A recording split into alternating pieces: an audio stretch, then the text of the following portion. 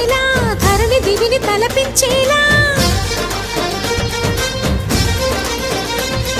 రసతరంగిణి వేళ ఎదని నృత్య రతులు చేయగలిగే